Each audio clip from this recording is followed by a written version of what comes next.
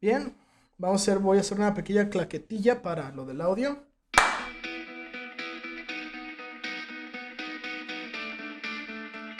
Hola, ¿qué tal a todos? Bienvenidos al viejo y triste tercer mundo. Mi nombre es Russo Palbater y al día de hoy aún seguimos vivos. Este es el tercer episodio de tu podcast y hoy estaremos hablando de un tema importante. Los problemas de la educación en México y cómo nos quejamos de las nuevas generaciones cuando fuimos nosotros quienes las formamos. Bien, no, así que si te interesa este tema, por favor, quédate. Quédate que ya está aquí Héctor Alejandro Alcántar para hablar con nosotros. Héctor, ¿cómo estás? Bien, seguimos vivos, así como mencionas, por suerte, por desgracia, Por suerte o depende por desgracia, exacto.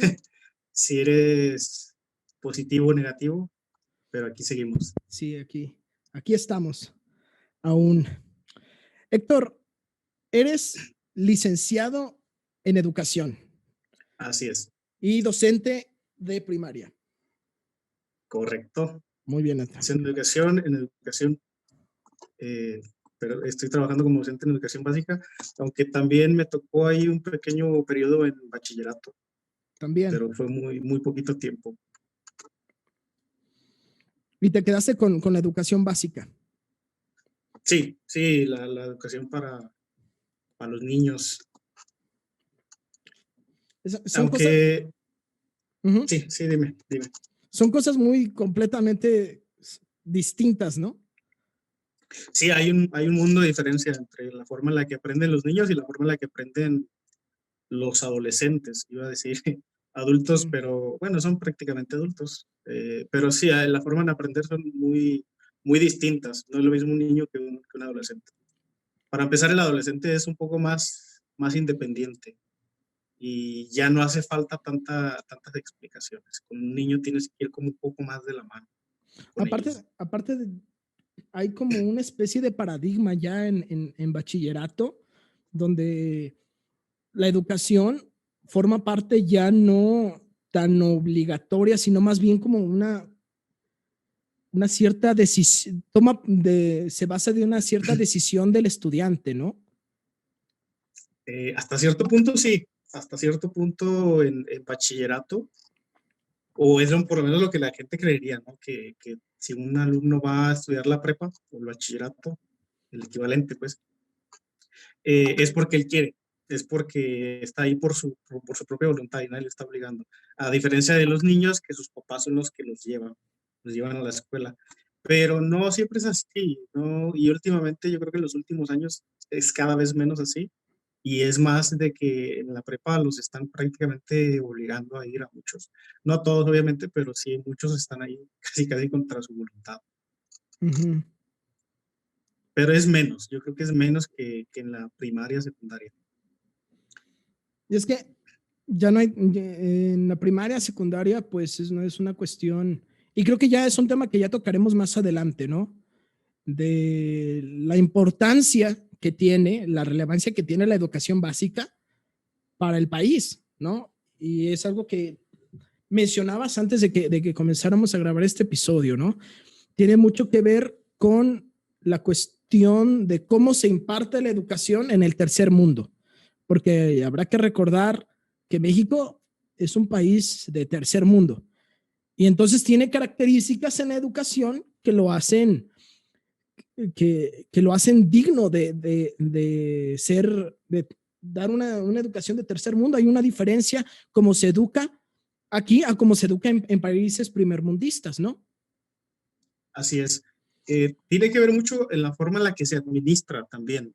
Por ejemplo, México y Estados Unidos, como te mencionaba antes de que empezáramos, invierten prácticamente el mismo porcentaje del Producto Interno Bruto, pero en la educación en México y la de Estados Unidos es muy diferente. Hay un mundo de diferencia entre la de aquí y la de allá.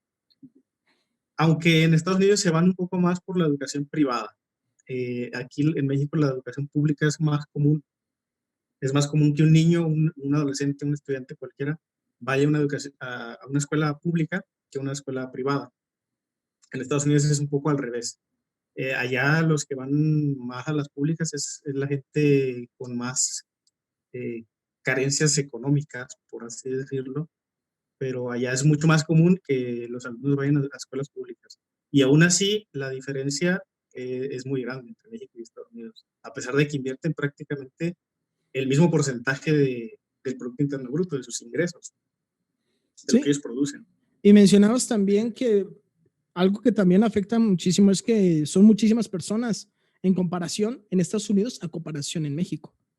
Así es, y de hecho hay países que invierten mucho o que invierten buena parte de su Producto Interno Bruto, de su dinero, pero son países muy pequeños. Entonces ellos, si lo vemos de este modo, están invirtiendo mayor porcentaje de dinero, pero al ser tan pocas personas, porque son países muy pequeñitos, con algunos millones de habitantes nada más, pues con ellos les cuesta menos solucionar sus problemas. México es un país grande, es un país muy grande, con más de 120 millones de habitantes, y solucionar, para empezar, identificar los problemas, porque yo soy de los que creen que no podemos solucionar un problema si ni siquiera sabemos identificarlo.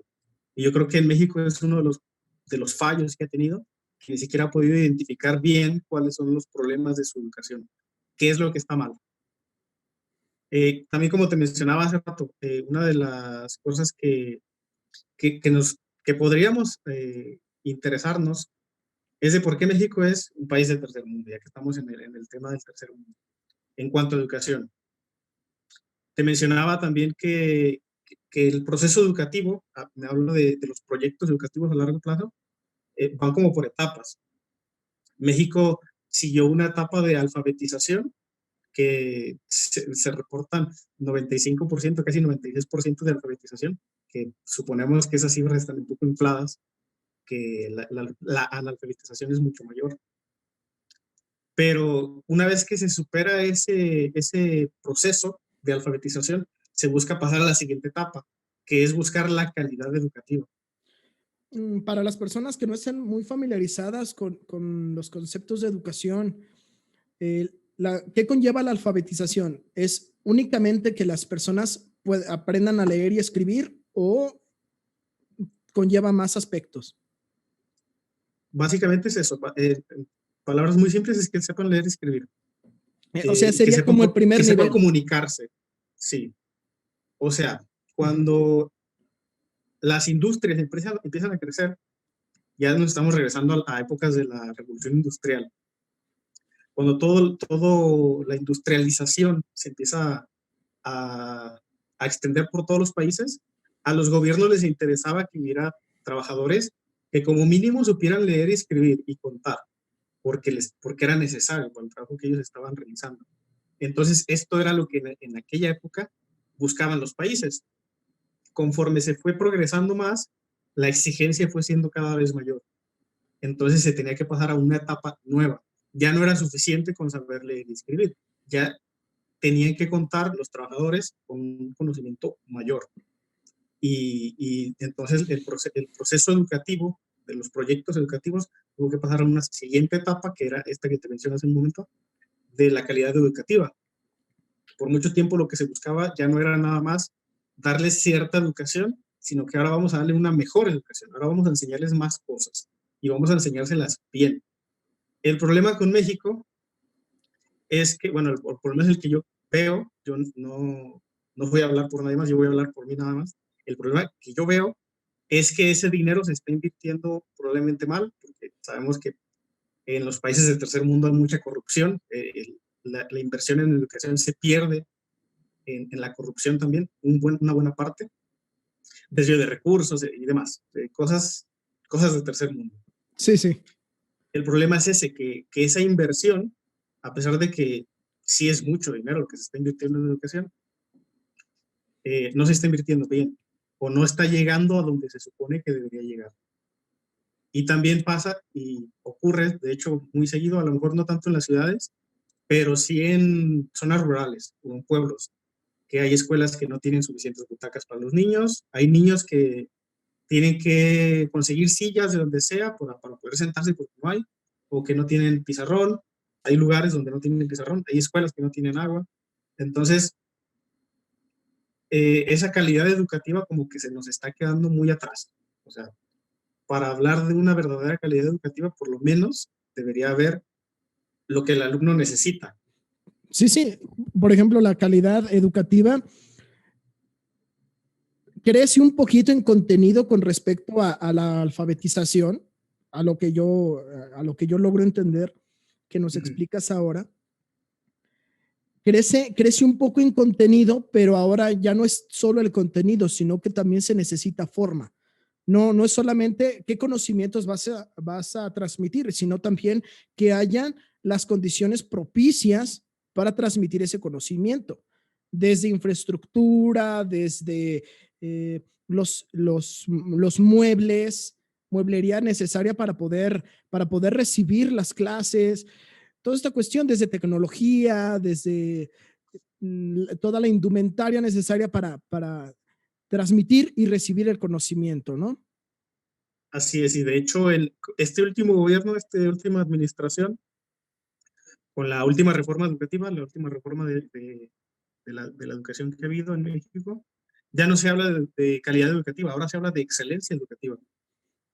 Lo que para mí es aún más complicado porque yo considero, y yo creo que todo el mundo va a considerar lo mismo, pues basta ver echarse una vuelta a cualquier escuela o ver con lo que aprende la mayoría de los niños, porque hay niños que sí aprenden lo que se supone que tienen que aprender, pero hay muchos que se quedan atrás. Entonces, yo creo que ni siquiera hemos alcanzado una suficiente calidad educativa como para poder ponernos a hablar de excelencia.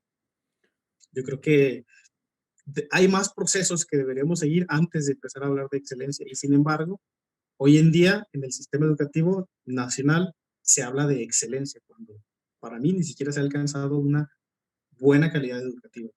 ¿Qué conllevaría entonces la excelencia? Es que la excelencia, ya para hablar de excelencia, hoy en día ya estaríamos hablando, por ejemplo, de acceso a Internet en todas las escuelas, de que haya suficientes equipos para los alumnos. Ya estamos hablando de más inversión, estamos hablando de más dinero, Uh de -huh. mayor preparación docente, cuando a los maestros muchas veces no se les prepara lo suficiente. Y no porque los maestros no quieran prepararse, sino porque el Estado, el que se supone que debe brindar la excelencia o la calidad, no los prepara o no se les da la preparación adecuada. No, Porque muchas veces te dicen, tú debes saber tal y tal cosa. Bueno, pero prepárame, entonces capacítame para yo saber eso. dame la Y muchas oportunidad de, veces, así es, dame la muchas oportunidad veces de no se le tener da. los conocimientos para yo poder transmitirlos. Y, o sea, no se le brinda un espacio. O sea, Así es. como que nos enfocamos mucho en los estudiantes, que está buenísimo. Es algo muy importante. Pero, ¿qué estamos haciendo con las personas que educan a esos estudiantes? Y muchas veces, como te menciono hace un momento, por ejemplo, nos dicen, tú debes ser o tener ciertos conocimientos en derechos humanos actuales, conocimientos actuales, basados en las leyes actuales y en toda la sociedad actual. Bueno, pero capacítame, dame un curso, prepárame, pero en muchas ocasiones no se hace eso. Se le exigen al docente cosas para las que el propio Estado, que es el que imparte la educación pública, no está invirtiendo. Pero como te digo, el problema es, como siempre, el dinero. Por algo, el dinero siempre es un problema en estos temas. Y sí, se necesitaría más inversión, o por lo menos que la inversión que ya se está haciendo se haga adecuadamente. Porque muchas veces el dinero no llega donde tiene que llegar y eso afecta muy fuerte a la educación. No nada más a la educación, a muchas otras áreas, a las áreas de la salud y demás, pero hoy el tema que nos toca hoy pues es Sí, educación y sí lo que afecta compite y demasiado. está afectando, ¿cierto? El problema también es la forma en la que se hace.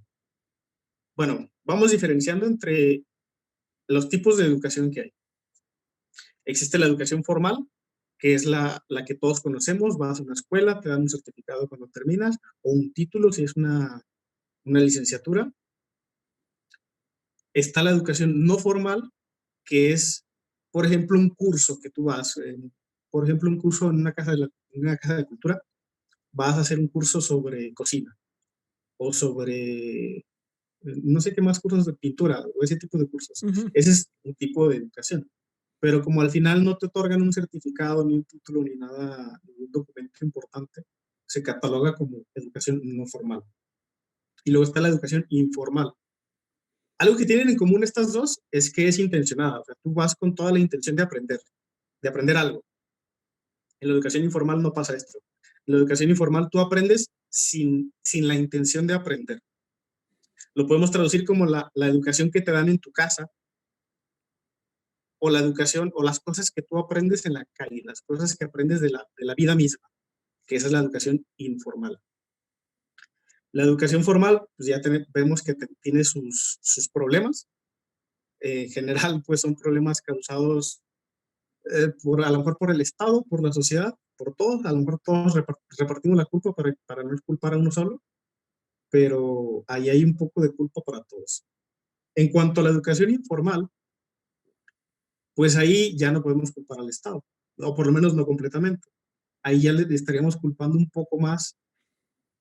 Hablamos de casos de negligencia, de casos en los que esta educación no se dio bien o no se enseñó lo que se supone que se tenía que enseñar.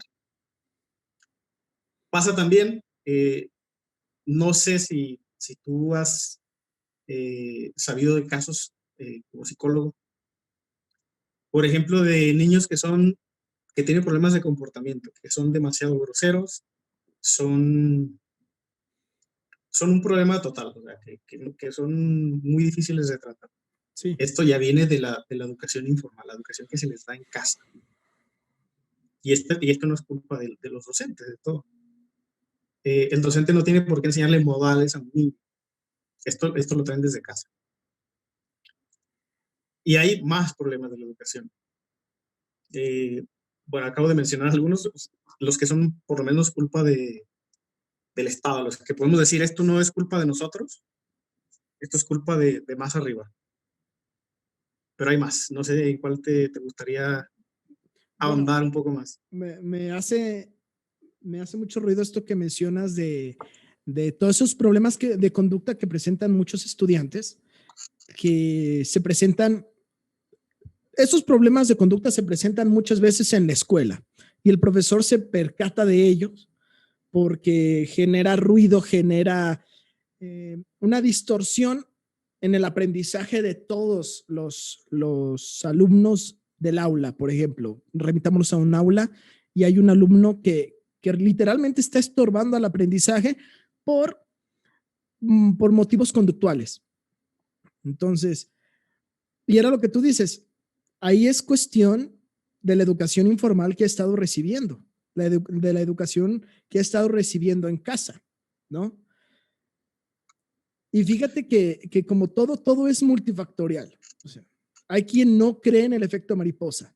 O sea, un efecto, no es, una causa no se determina, un efecto no se determina por una sola causa, sino que tiene muchas causas que determinan ese efecto.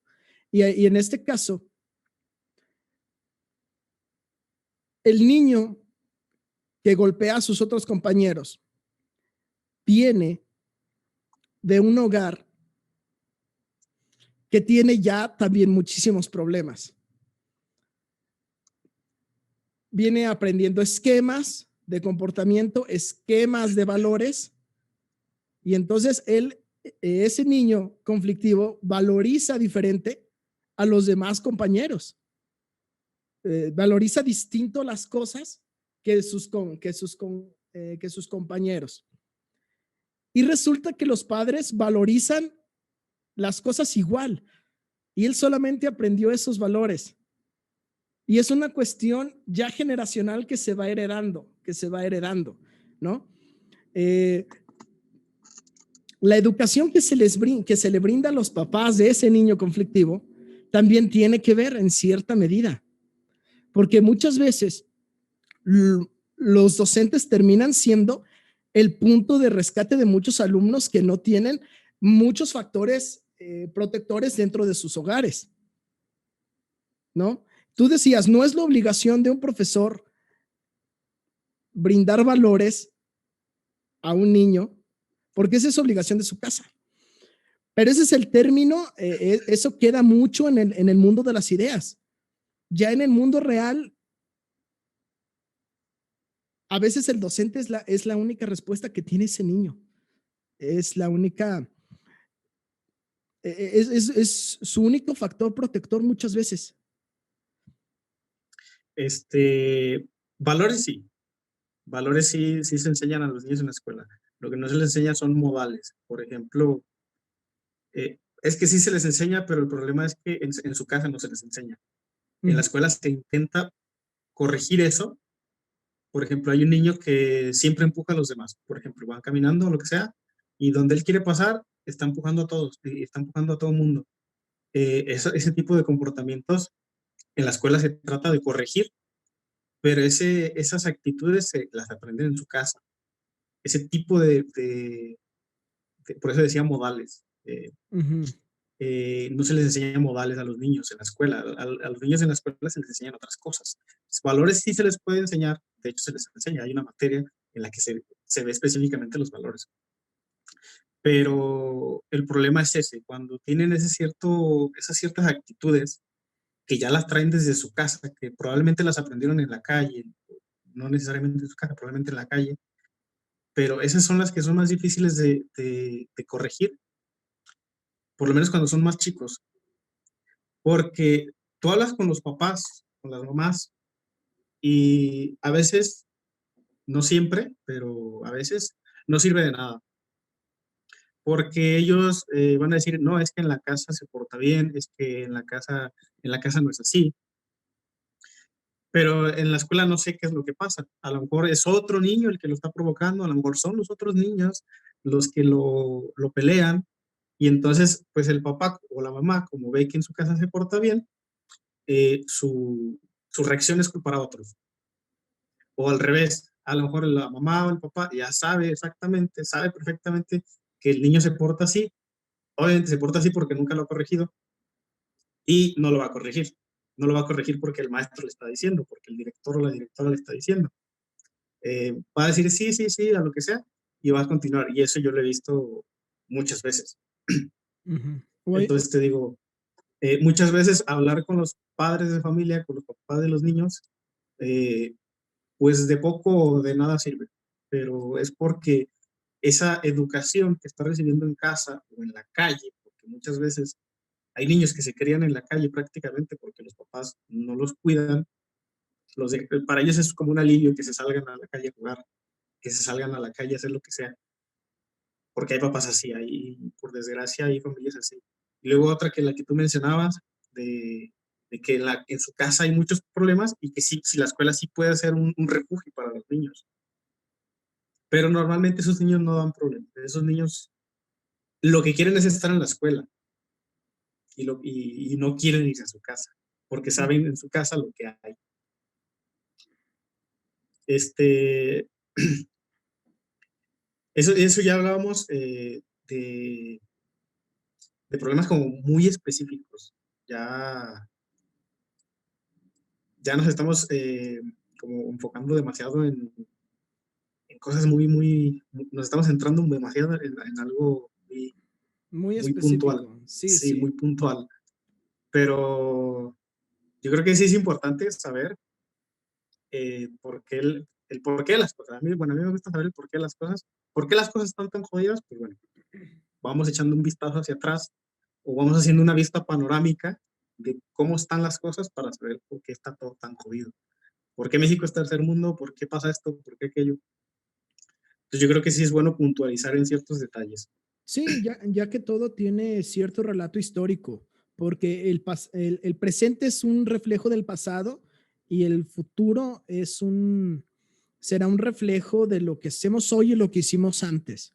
Entonces, todo es histórico. Y, sí, y a mí me causa intriga, por no usar otra palabra, el prototipo de ciudadano que se supone que se está formando o el ciudadano que se quiere formar. Si nosotros revisamos el perfil de egreso de la educación obligatoria o educación básica, como le quieras llamar, La educación básica, haciendo un paréntesis, ¿qué conlleva? ¿Qué niveles son? primaria, secundaria. Hasta secundaria, la educación Entonces, básica. ok, Sí, de continúa. secundaria para abajo. Ok.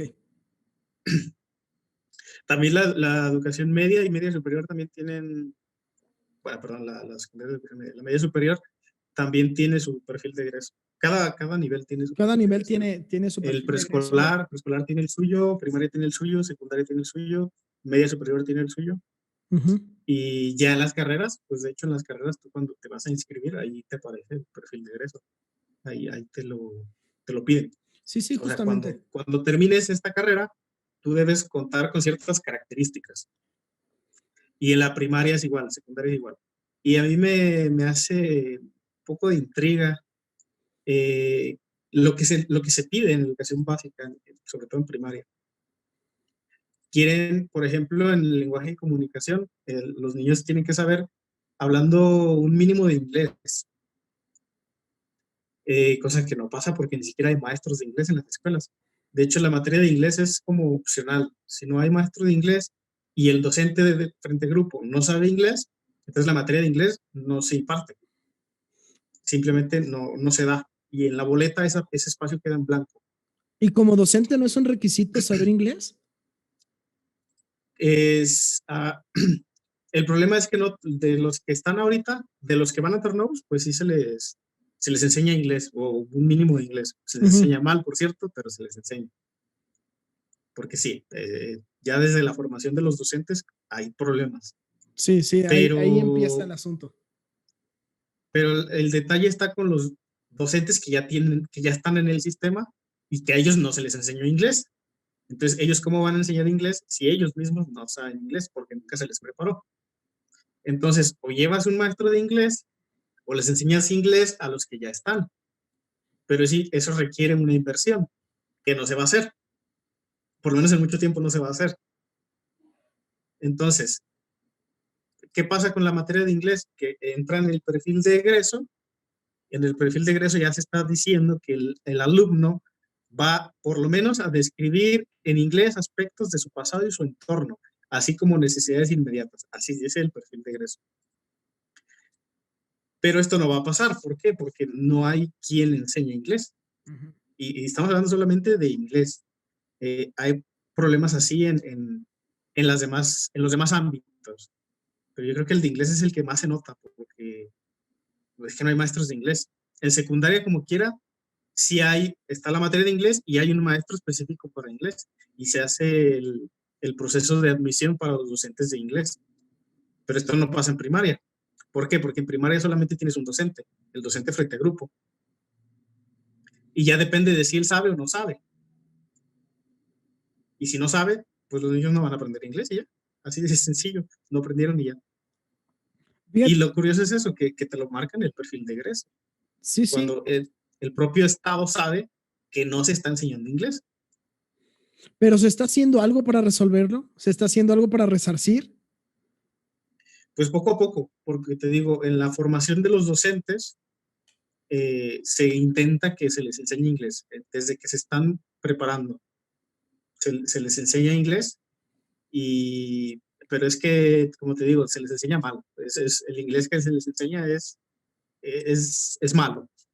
Yo me ha tocado ver las actividades de inglés que les dejan a los que están estudiando todavía y yo diría que es un inglés que no les va a servir para nada.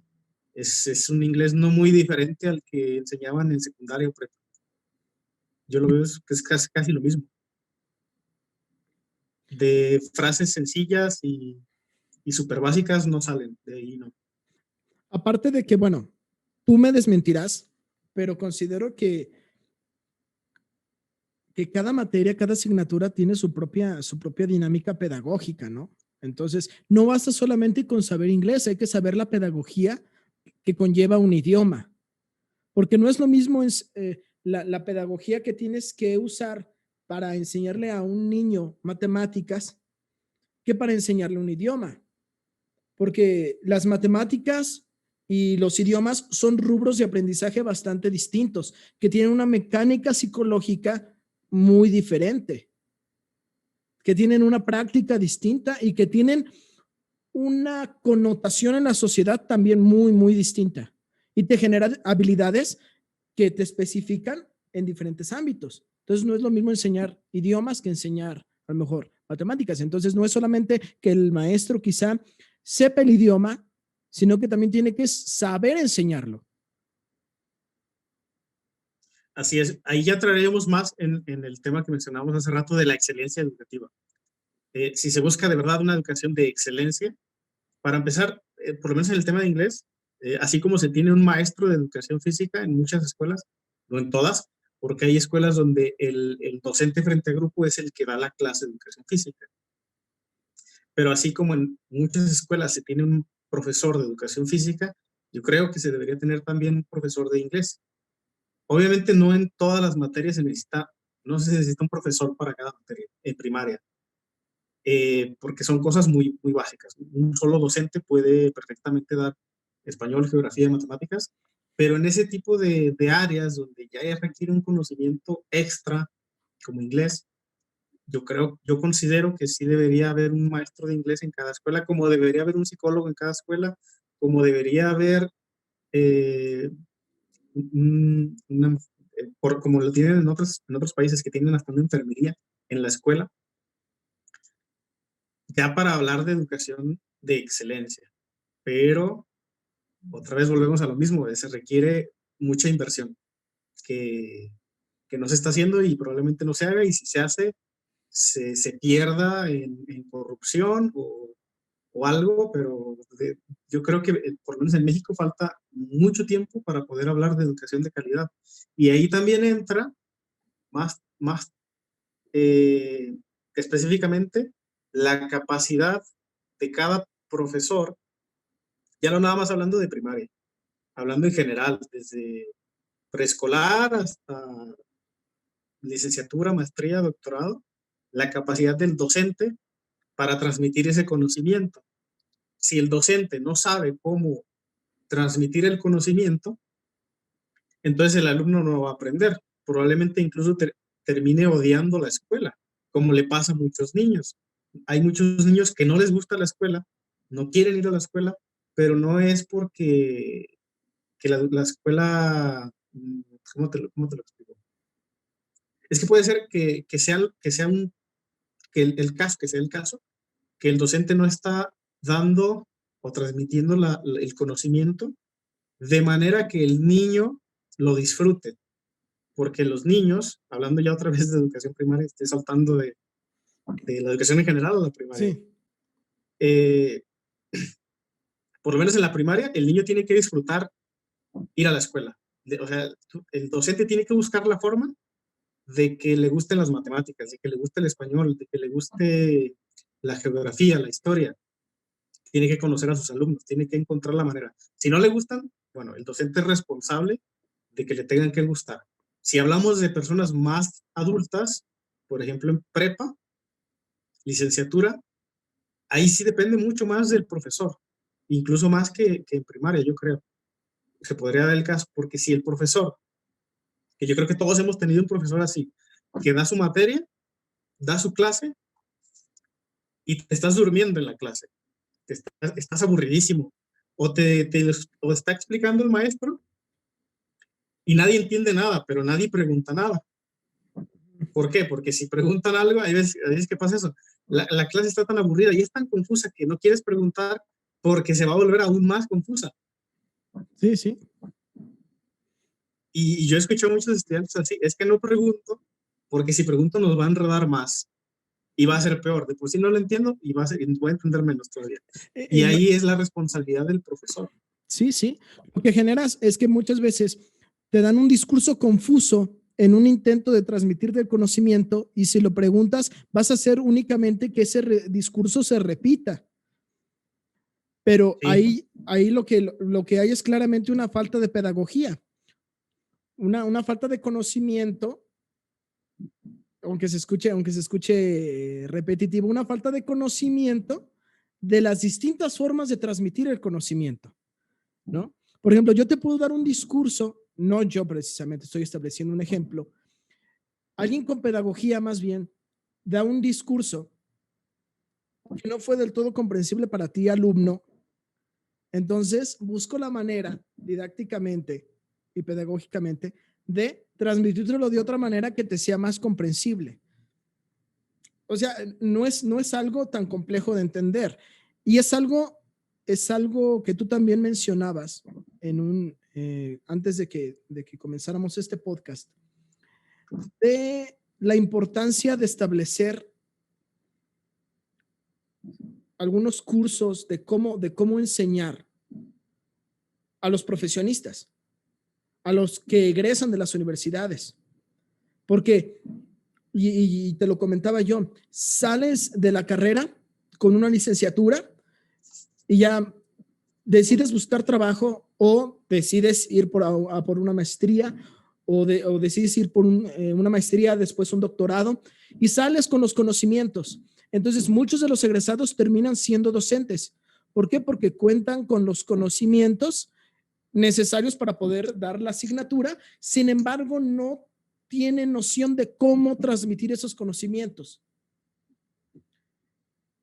Así es, yo creo que independientemente del nivel educativo del que estemos hablando, desde el más básico hasta el más alto, yo creo que las personas que imparten las materias deberían tener una preparación docente, no nada más una licenciatura que avale que tiene los conocimientos, sino que también cierta preparación, no voy a decir que una carrera extra, puede ser un curso, un diplomado, que te avale como docente, que tú tienes no nada más los conocimientos, sino también la preparación docente que es para saber transmitir ese conocimiento, que tú sabes de didáctica, que tú sabes controlar un grupo, que tú sabes tratar con personas, que tú sabes, básicamente eso, transmitir el conocimiento, hacer que el conocimiento le llegue a los estudiantes y no nada más pararte y hablar como hacen muchos que se paran delante de sus alumnos y empiezan a hablar o les proyectan, eso pasa más en las universidades, que se para el profesor, prende el proyector y les proyectan unas diapositivas con un montón de letras y termina la clase y quién sabe qué dimos, pero ya acabó la clase. Exacto. Eso pasa mucho.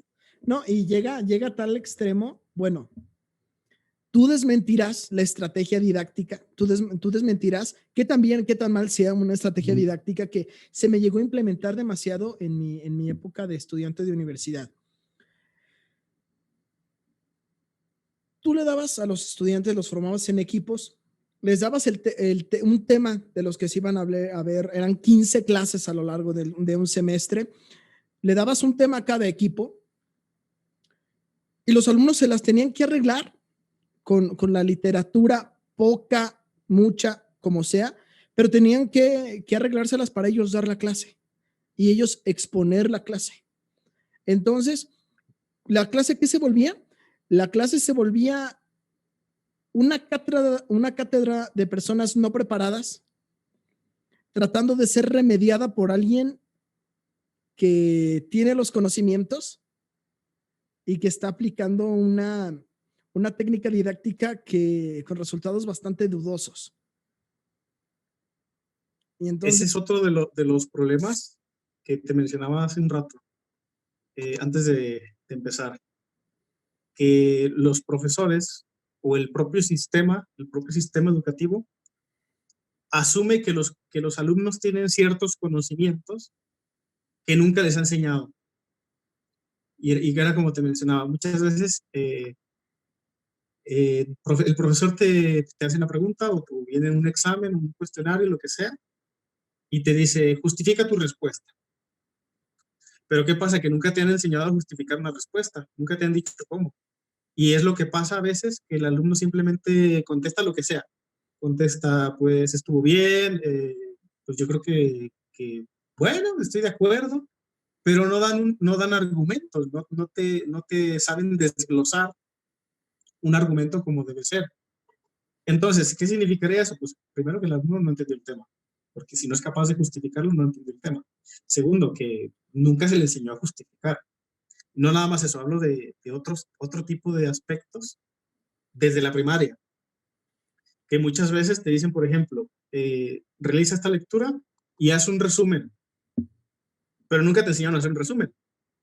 Simplemente te dieron la definición de más o menos lo que es un resumen y ya con eso asumen que tú vas a saber cómo hacer un resumen y no es tan fácil. Yo conozco muchísima gente, egresados de licenciaturas, que no saben hacer un resumen. Y Y es que, cosas tan fáciles nunca las supieron hacer porque nunca se las enseñaron y pasaron primaria, secundaria, prepa, licenciatura, sus profesores suponiendo que sabían hacer un resumen y nunca aprendieron. y quedan Y muchas es un problema que cosas, van arrastrando toda su vida. Sí. quedan muchísimas cosas al aire. Por ejemplo, en ese ejemplo específico que mencionas sobre el resumen, ¿no? Por ejemplo, a mí nunca, y lo hablo de la experiencia propia, yo como estudiante de primaria en algún momento, a mí nunca se me dijo si un resumen tenía que ser exactamente tomar las partes que tú consideras importantes, porque también ahí tienes que elaborar una síntesis. Eh, Nunca me especificaron si tomar las partes importantes del texto y las tienes que reproducir textualmente, o puedes agregar conectores, o puedes parafrasear. O sea, quedan como que las cosas ambiguas. Te enseñaban a subrayar lo que tú creías importante a tu pobre criterio de niño, y subrayabas, intentabas que no fuera tanto para que después no tuvieras que escribir tanto, y al final lo escribías y punto. Aparte de Yo que, conozco gente que al día de hoy, ya de adultos, siguen pensando que hacer un resumen es escribir hasta el siguiente punto. Tú escribes todo hasta el primer punto, luego de ahí como que te saltas unos renglones y escribes la siguiente idea hasta el punto y para ellos eso es un resumen. bueno, Pero es que nunca aprendieron a hacerlo. llegábamos a aplicar el primer punto de cada párrafo. Sí, el primero de Sí, cada párrafo. sí, Con eso, era, ahí está era el resumen. así. Pero pasaba así y hay gente que cree eso todavía. Y es que fíjate, también todo se hace y ahí ya es hablar algo también como desde el punto de vista de un estudiante. Tú tienes que resarcir, tú tienes que tratar de resolver situaciones como tú puedes, porque te ponen actividades que en lo personal a mí me requerían muchísimo tiempo, y te ponen un tiempo demasiado corto. Entonces tú tienes que tratar de realizar esas actividades en el tiempo estipulado y no te basta. Me pasaba mucho con lecturas de universidad. O sea, yo intenté hacer tareas de lecturas y intentaba aprender realmente lo que leía. Literalmente era una tarea de 5 horas. Me tardaba 5 horas. Y era una tarea de 4 o 5 que tenía. Y yo tenía tiempo porque yo tuve la oportunidad, cosa con la cual estoy muy agradecido, tuve la oportunidad de estudiar la universidad sin tener que trabajar. No es que no tuviera necesidades, pero se me dio la oportunidad de no trabajar. La tomé, intentaba hacer las tareas a conciencia y era realmente complejo por la cuestión del tiempo que requería, y terminabas únicamente leyendo los resúmenes de los artículos, terminabas tratando de hacer las cosas a medias únicamente para cumplir con el requisito de dar la tarea. Entonces, creo que muchas actividades a veces escolares puede llegar a ocurrir eso. Sí, muchas veces por cumplir con las exigencias se termina por no hacer las cosas bien. Tú lo haces por cumplir, por la calificación, por el puntaje de la calificación, pero terminas por no aprender. Si no es nada, pues aprendes muy poco. A Uh lo -huh. mejor, y el objetivo de la tarea no cumple. Bueno, la tarea no cumple con su objetivo porque no aprendiste nada. La hiciste porque te pidieron que la hicieras, te dieron muy poco tiempo y para cumplir con las exigencias la hiciste como caiga, y eso es bastante común. Yo lo he visto muchísimo, sobre todo en licenciaturas. En Sí, las sí. licenciaturas yo creo que se comete ese error eh, por querer cubrir mucho, pues ahí se pierde la calidad. Prefieren cantidad que calidad. Y yo pienso que a veces se priorizan cosas que atañen más a la forma que al contenido, ¿no? Por ejemplo, cuidado cuando empieces a formar profesionales que se vuelvan expertos redactando ensayos y reportes de lectura, ¿sí? Si atiendes demasiado a la forma, obtienes profesionistas del área de psicología, del área de nutrición, que son unos tremendos expertos elaborando reportes de lectura y ensayos, pero que a lo mejor no son tan fuertes en diagnósticos nutricionales, no son tan fuertes en diagnósticos psicopedagógicos, no son tan fuertes en orientación psicológica, cosas que atañen más al contenido de la carrera, al contenido de su profesión, cuando en realidad se les está dando prioridad a la forma en la que se realizan las tareas para poder cumplir con el requisito. Entonces es un tema bastante complejo y creo que, que se está viciando mucho en ese aspecto. Y las cosas se complican eh, más ahorita, porque se nos está olvidando. La educación que es ahorita Sí, es a sí, distancia, en su mayoría. Hay escuelas que sí tienen clases presenciales con grupos reducidos, buscan la forma. sí. Sobre todo escuelas privadas, porque son las que dependen de lo que paguen los estudiantes. Y si los estudiantes no van, no pagan o no quieren pagar, y por eso están teniendo clases presenciales, algunas escuelas privadas. Pero en las escuelas públicas, donde no se tiene ese problema, pues las clases son a distancia y aquí las cosas se complican todavía más, porque ya no es tanto lo que te pueda enseñar el profesor en un aula, sino ahora lo que te puede enseñar a distancia. Y entra también mucho el autodidactismo, Sí, de qué sí. tanto puedes aprender tú solo. O sea, el docente te da como el material, te dice, vamos a hacer esto, vamos a ver esto, pero lo demás corre por tu cuenta y ya no tienes a alguien diciéndote paso por paso, ya no tienes a alguien ahí que está todo el tiempo, que no está enfrente de ti resolviéndote las dudas. Aquí ya te la tienes que jugar un poco más tú solo. Bueno, los estudiantes, ¿no? Nosotros ya no estamos estudiando, ¿verdad? Los estudiantes se la tienen que jugar ellos solos. Sí, y es No, no completamente solos, pero se la tienen que jugar un poco más. sí, es toda una cuestión ahorita este juego en línea, porque por ejemplo, para empezar estamos teniendo esta conversación tú y yo a través de una videollamada, ¿no? Entonces, muchos de los paradigmas que se tenían en enseñanza han cambiado.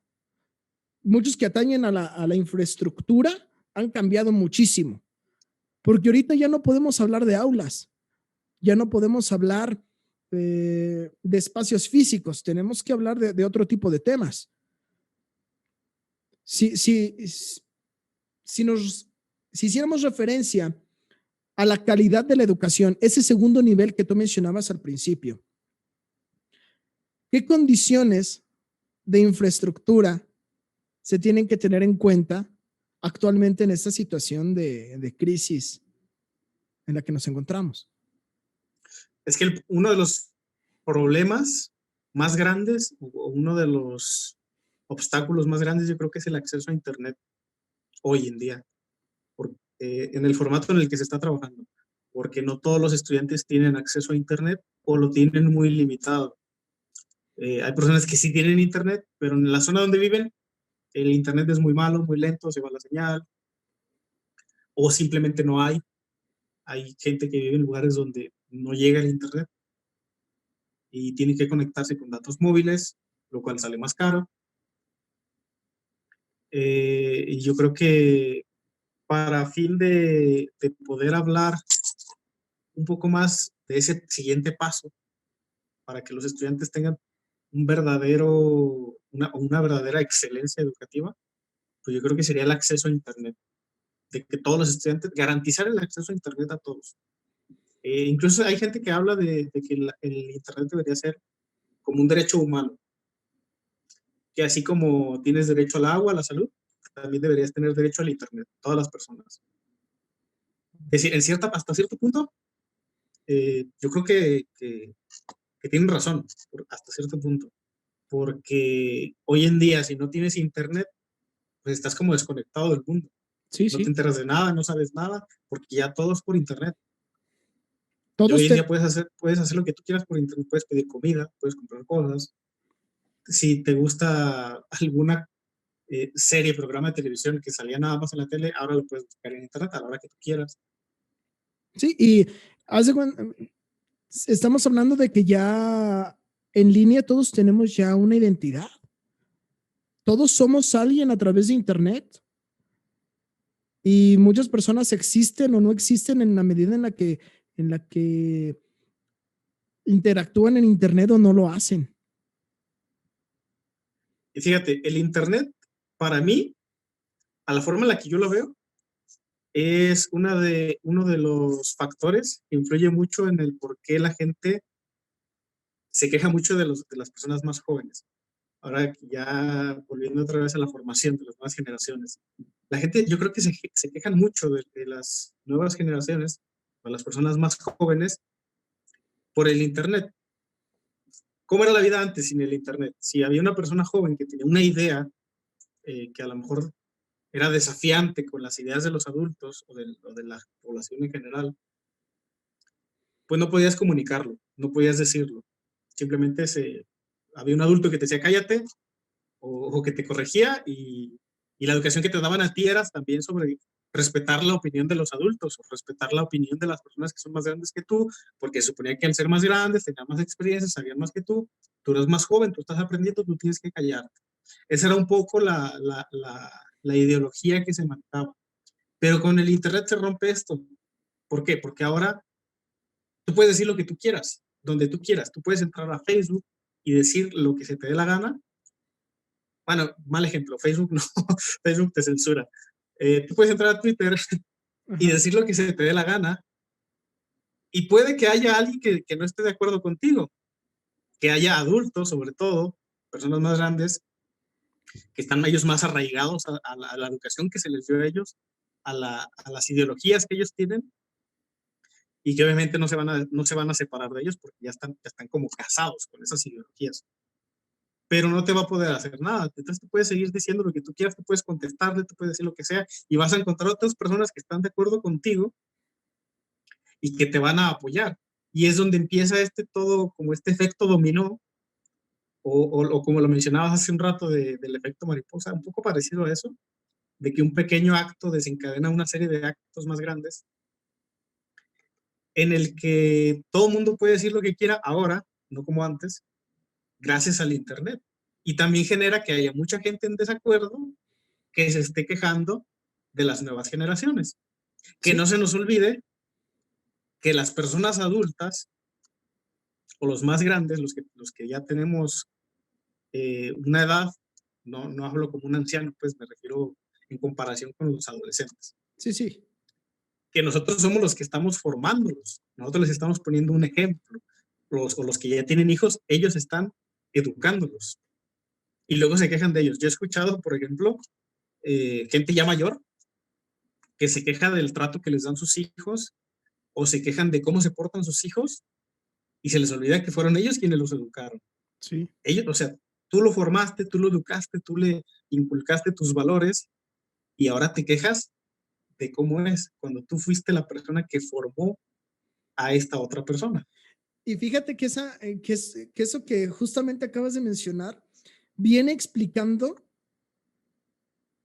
una creencia que se tiene al respecto de cómo tratan los hijos a sus padres y cómo después esos hijos, los hijos de esas personas los terminan tratando, ¿no?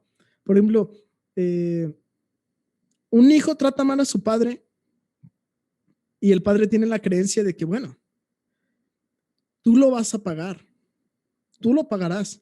Todo esto mal que le estás haciendo a tu padre se te va a regresar. Y entonces eso que tú explicas es justamente el mecanismo de cómo funciona. Y también tiene que ver mucho el ejemplo, sobre todo cuando son niños, porque los niños aprenden mucho con el ejemplo de los adultos. Los niños tienden a aprender replicando o imitando lo que ven. Uh -huh. Ya ves, por ejemplo, en casos de abuso, el niño que es maltratador, que maltrata a otros niños, probablemente él esté replicando lo que pasa en su casa. Entonces, también pasa, por ejemplo, que los papás le dicen al niño, no digas mentiras, pero luego llegan los de Coppel y diles que no estoy, ya está echando mentiras. Uh Y -huh. el niño, a ver, entra como que en un conflicto, ¿no? A ver, me está diciendo que no eche mentiras, pero ella está echando mentiras, ella está diciendo mentiras, o el papá está diciendo mentiras. Entonces, los niños crecen con esa ideología, con esa mentalidad de puedo decir una cosa y hacer otra. O los papás que les dicen a los hijos que no digan groserías y luego son los más mal hablados. Ujú. Entonces, y luego se quejan, se van y se quejan de que los hijos son mentirosos, de que los hijos son groseros, de que los hijos se portan de cierto modo, cuando ellos no están haciendo más que imitar lo que los papás hacían, o los hermanos, o algún familiar, depende de con quién conviva. Sí, Entonces yo creo que mucha gente se queja de más, se queja de, y no hablo de los jóvenes, no hablo de las personas jóvenes, que están en su derecho de quejarse, todo el mundo está en su derecho de quejarse, y todo el mundo está en derecho en estar en desacuerdo. El problema es cuando quieres limitar a las otras personas. A ver, muy bien, te estás quejando de esto, no estás de acuerdo con esto, perfecto. El problema viene cuando quieren callar a los otros. O el término que se usa mucho últimamente, el de generación de cristal, de que las nuevas generaciones se quejan de todo.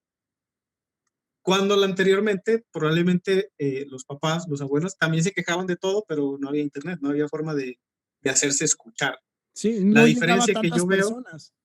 así es, la diferencia que yo veo hoy en día es que cualquiera puede hacerse escuchar muy fácilmente. Si tú tienes una queja, la escribes en una red social y muchísima gente se entera.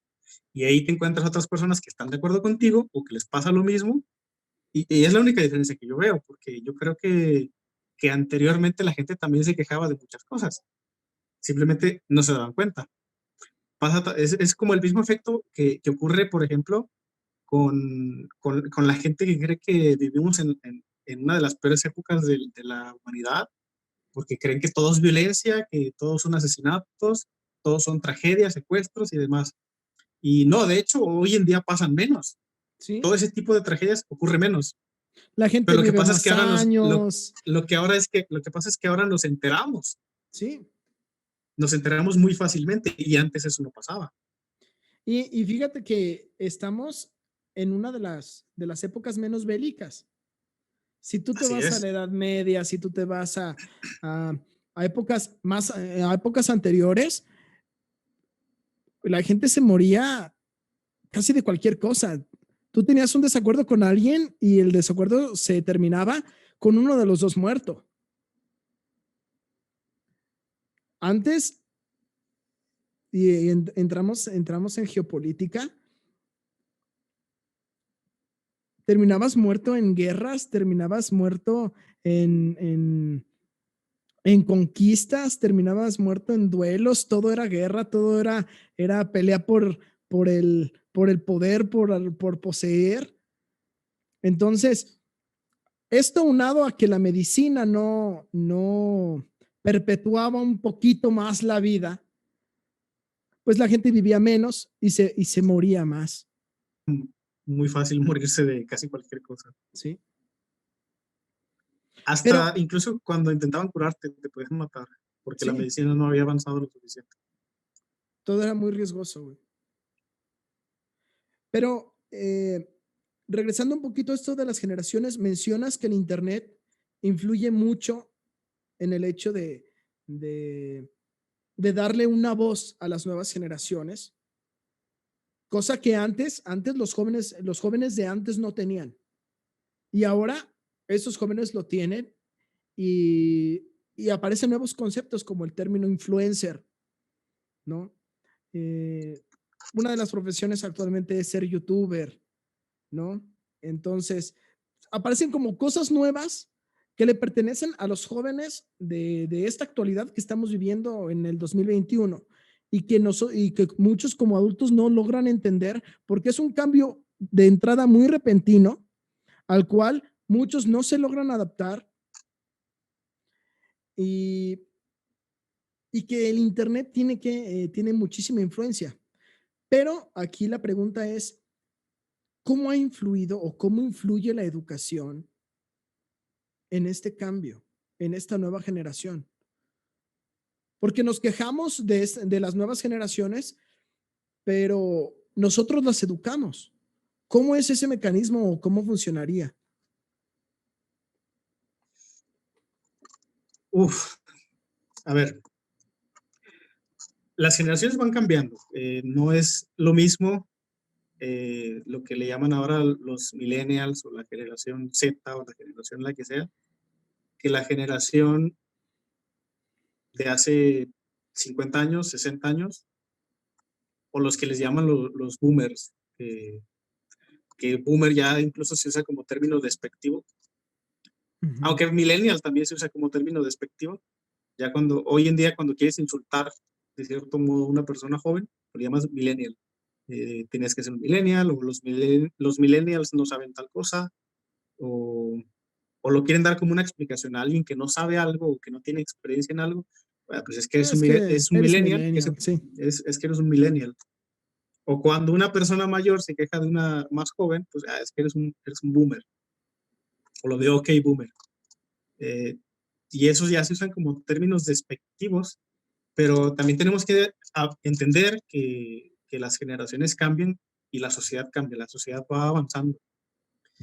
Y hoy en día, el problema más grande que yo veo con la educación, o mejor dicho, con el autodidactismo, o sea, la educación que te das a ti mismo, que tú aprendes por ti mismo, que es más o menos por donde se está orientando la educación hoy en día.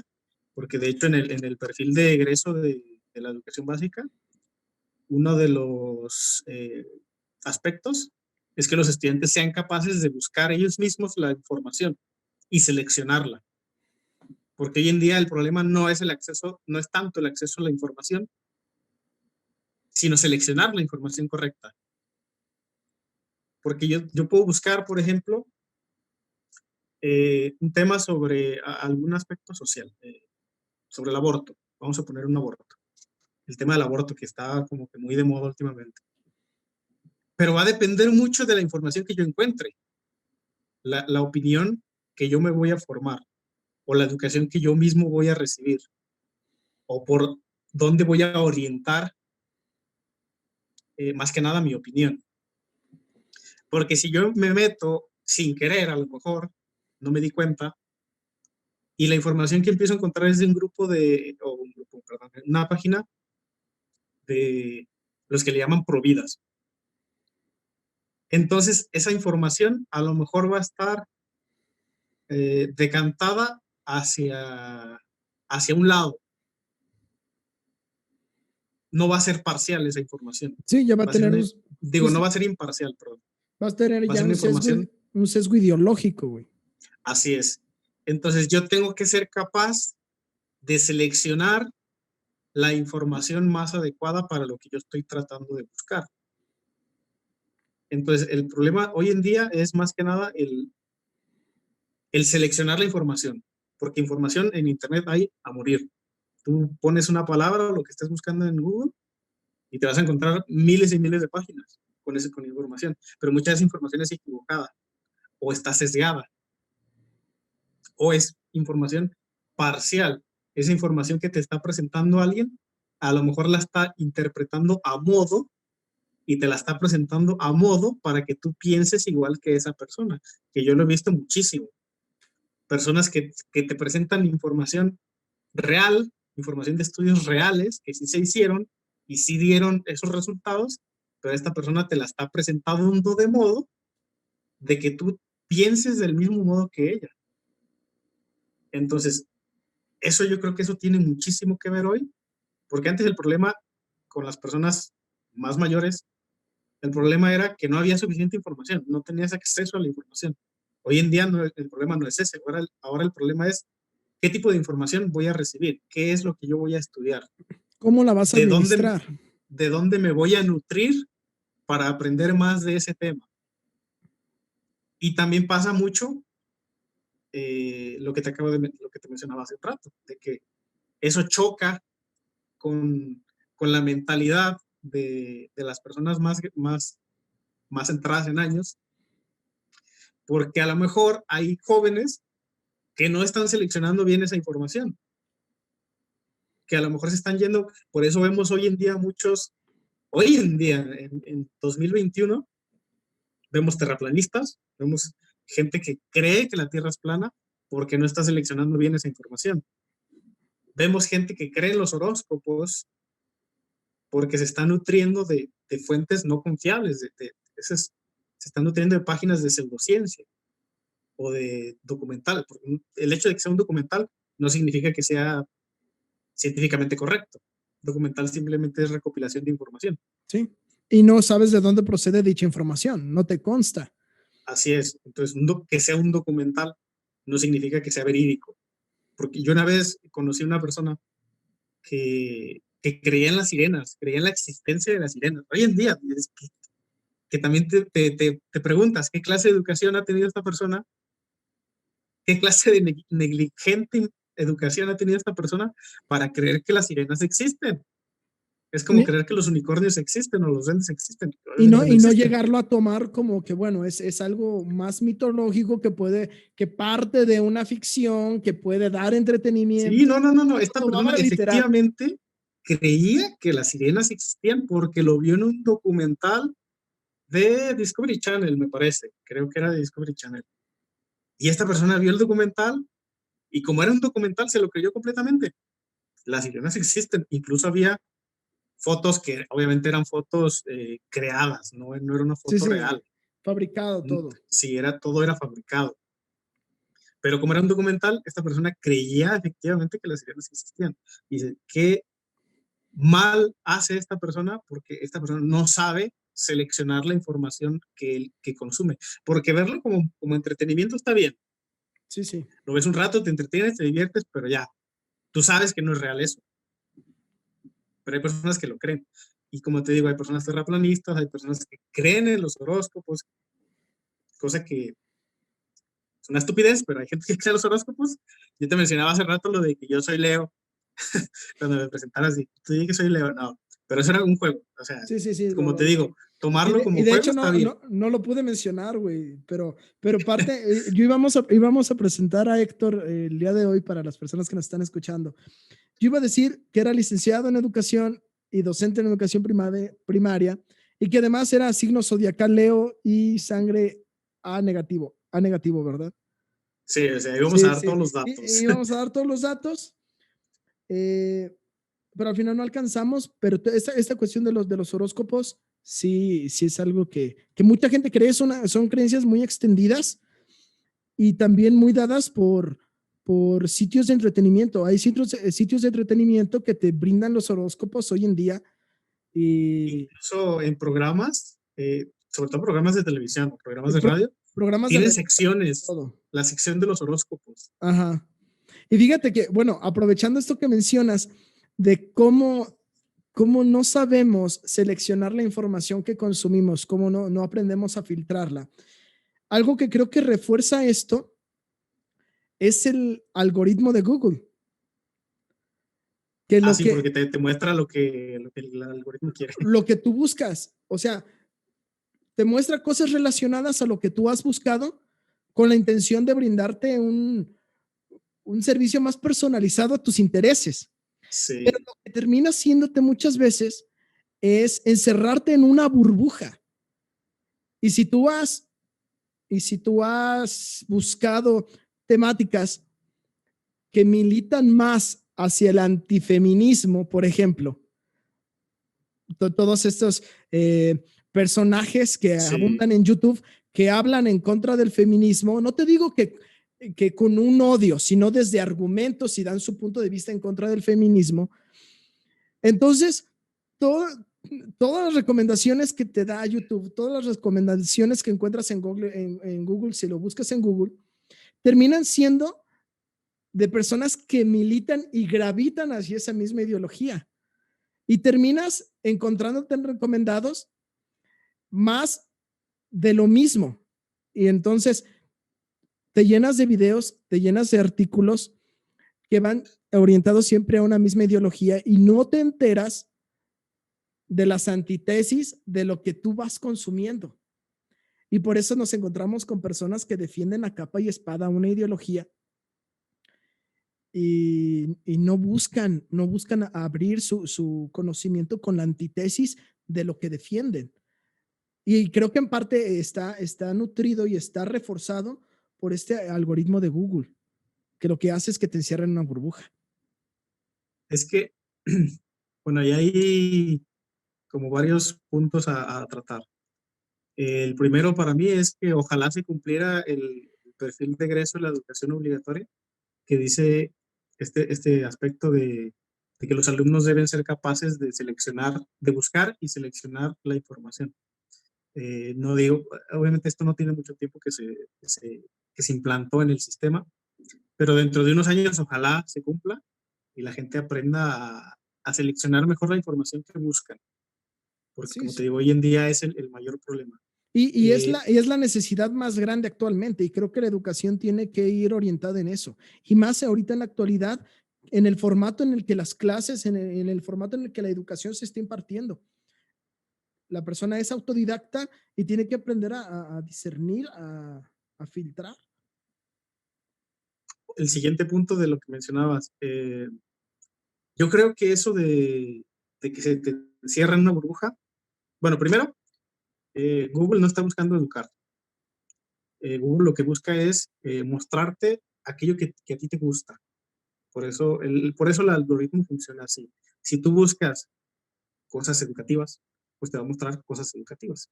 El problema es cuando tú te estás como arraigando a una ideología, Google solamente te va a mostrar cosas relacionadas a eso. Pero como te digo, no está buscando educar a nadie. Eh, entonces, eso es responsabilidad del usuario. Lo que sí creo es que, como siempre, la educación debería, o es, mejor dicho, es que ya la línea es un poco borrosa, ya no sé si debería o es, pero debería ser la salida a uno de los problemas más grandes que yo veo en la sociedad hoy en día, que es el fanatismo. Lo que mencionabas hace un momento de las personas antifeministas, tú pusiste el ejemplo de las personas antifeministas, que cada vez hay más. Yo creo que muchas de esas, no digo que todas, por ambos lados, han caído en el fanatismo. Y yo creo que sí se debería educar mejor para evitar que la gente caiga en el fanatismo. Hoy en día te encuentras fanáticos de muchísimas cosas, te encuentras fanáticos feministas o antifeministas, hay de los dos lados, Sí. y que muchas veces como dicen, los extremos se tocan. Yo creo que por lo menos en ese tema en particular, los extremos no solamente se están tocando, sino que se están abrazando, se están acariciando, se están haciendo cariños, porque muchas veces estos dos grupos opuestos, que son tan diferentes, terminan chocando. Sí. Y es porque han caído en un fanatismo, que yo creo que es de los problemas más grandes de la sociedad hoy en día. Te encuentras fanáticos del deporte, por ejemplo. Te encuentras fanáticos religiosos. Te encuentras fanáticos de política, de partidos políticos. Y estos, lo que yo digo siempre, el fanatismo es como el hijo mayor de la ignorancia, es como el hijo favorito. Y es el que causa más daño. Y para mí, una de las formas de salir del fanatismo es hacer lo que tú dices. Tratar de ver la ideología contraria a la tuya. No nada más encerrarte en lo mismo siempre, verlo, siempre consumir el mismo tipo de información, siempre el mismo tipo de material, sino meterte un poco más a lo contrario. La idea que tú tenías es que el hecho del fanatismo es que genera genera ignorancia, ¿no? Eh, Al revés, Genera el la ignorancia por fanatismo. sí sola, para mí el fanatismo es como, por eso te decía, como el hijo preferido de la ignorancia, es como la ignorancia llevada al extremo. Una persona ignorante es una persona que no ha aprendido ciertos temas, que los ignora, que no los conoce o que no ha tenido la oportunidad de aprenderlos. Ujú. Una persona fanática no es una persona que además de que no ha aprendido esos temas o ciertos temas, no quiere aprenderlos. Es una persona que se rehúsa a aprender ciertas cosas. Y un fanático siempre se rehúsa cuando tú le presentas una idea opuesta o tú tratas de explicarle o hacerle ver que está equivocado, esta persona no quiere aprender. Esta persona se abraza de su ideología y no la quiere soltar. Está cómoda ahí y ahí se quiere quedar. Eso es el fanatismo. Es como la ignorancia, pero llevada a un extremo. Y de ahí la importancia de conocer las antítesis de lo que abogas. Así es. Es lo que yo siempre digo. Si quieres formarte una opinión sobre temas en concreto, o cualquier tema en general, pero quieres formarte una opinión objetiva y que no sea parcial, que, que, no, que no se vaya ni como ni de un lado ni de otro, o no necesariamente, pues, pero tratar de ser lo más objetivo posible, necesitas conocer por fuerza la opinión opuesta o ideas distintas a la tuya. No centrarte eso y quedarte ahí, porque muchas veces puede ser, por ejemplo, que la persona se quede en esa ideología, en ese fanatismo, porque está cómodo ahí. Muchas veces también puede ser el caso de una persona que se siente parte de un grupo y está cómoda en ese grupo y por sentirse aceptada, aquí ya entran temas que te competen más a ti, temas de psicología, Ujú. pero pasa también por eso, que las personas están cómodas ahí, quieren sentirse aceptadas, quieren sentirse que forman parte de algo y se quedan en ese fanatismo. El problema en el fanatismo es que las personas no quieren salir de ahí, se quieren quedar ahí y aplican todo el fanatismo político, que lo hemos visto, bueno, yo conozco gente así, yo creo que todo el mundo conoce gente así, personas que defienden a políticos sin importar lo que hagan. Esta persona va a defender a ese político, haga lo que haga. Y es que esta persona está hundida en el fanatismo, o en el fútbol, por ejemplo, el fanatismo deportivo. Personas que defienden a capa y espada a su equipo de fútbol, aunque vayan en último lugar, aunque hayan perdido 10 partidos al hilo, lo siguen defendiendo y es porque estas personas han caído en el fanatismo. Y lo mismo pasa con el tema de las feministas, de los antifeministas, de los pro aborto, de los anti aborto, y son personas que han caído en el fanatismo. Y, y Son personas que se fueron por el lado de la ignorancia y lo llevaron a un extremo. sí, y al final de cuentas todo este fanatismo, por ejemplo, retomando el ejemplo del fútbol, tú puedes defender un equipo a capa y espada, pero aquí ya se atiende a los motivos de por qué eres fanático. Porque, por ejemplo, tu equipo puede ir perdiendo, pero el punto y lo que te hace fanático ya con una opinión es que sabes las carencias de tu equipo, sabes que la cosa no va bien, pero aún así es tu decisión y te comportas un poquito más abierto. Por ejemplo, un ejemplo más claro donde aplica esto de una forma un poquito más razonable es, por ejemplo, en la religión, ¿no? Abriendo el tema de si existe Dios o no. Ujú. Yo como religioso, por ejemplo, yo como católico, yo creo que Dios existe y yo tengo mi fe puesta en que Dios existe. Pero tal vez yo creo en Dios porque me lo inculcaron. Entonces soy un católico por tradición, así podríamos decirlo. Entonces me Ujú. manejo en mi fe por tradición. Eh, Practico el culto por tradición.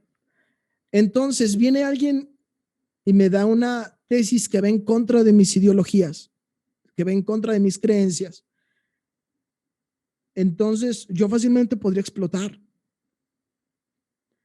Pero Si eres un fanático, sí. sí, pero si Si abres un eres fanático, poquito, sí. si abres un poquito tu mente y escuchas la antítesis de por qué Dios no podría existir,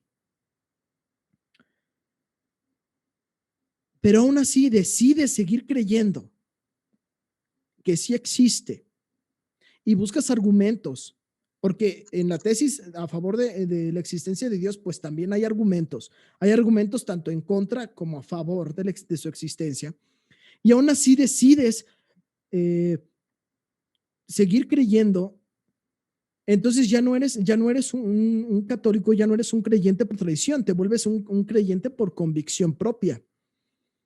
Y si a eso le aunamos a que empiezas a investigar los porqués de muchas cosas que se hacen en la práctica de tu culto, en la práctica de tu religión, entonces te vas volviendo un creyente cada vez más informado, que tiene más una opinión, y entonces tu fe se vuelve más fuerte en la medida en la que, como ya conoces la antítesis, es más difícil que te hagan dudar. O sea, tu fe se vuelve más profunda, más fuerte, tiene un mayor sustento porque estás abierto a los temas.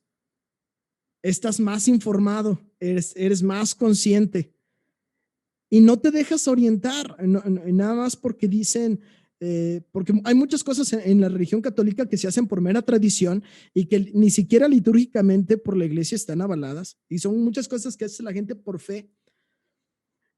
Y, y en el momento en el que tú vas conociendo tu religión, te vas informando acerca de ella, tu fe se va volviendo más fuerte y te vas convirtiendo en un creyente más consciente y dejas de ser tanto fanático.